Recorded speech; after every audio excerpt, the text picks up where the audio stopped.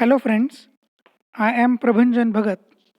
Today we are learning an interesting topic related with electricity, that is effects of electrical current.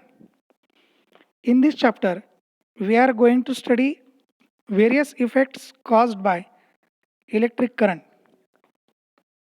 When the current flows through a circuit, following effects can be seen, that are heating effect of electric current and magnetic effect of electric current. Before going to start this topic, let's discuss about the energy transfer related with electrical circuit. For that, let us consider a simple circuit shown in this diagram. In this diagram, the circuit consists of a resistor R connected across a point A and B. For measurement of voltage, there is a provision of voltmeter which is connected across A and B. For measurement of current, there is a provision of ammeter which is connected to the battery along with a key which is shown in figure. Battery serves as the energy source for this circuit. Now, the potential at A is higher than the potential at point B. Point A is connected to the positive electrode of the cell and the point B is connected to the negative electrode of the cell. If the charge Q flows from A to B, there should be a work done to move that charge from A to B. Now, that work done is VAB multiplied by Q. Now the question is, where does the energy come to do this work? The answer is, the cell provides this energy.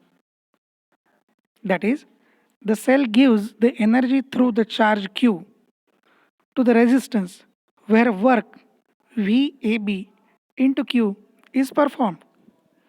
If charge Q flows from A to B in given interval time t, then during this time energy is given to the resistor. This energy is received by resistor and is converted into heat. As a result, the resistors gets heated, that is temperature of that resistor is increased.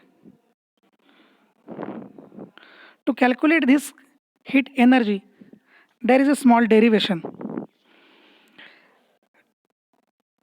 Let's consider the I be the current flowing through the conductor AB having resistance R and for a time t. Also consider that the potential difference applied across that AB is V.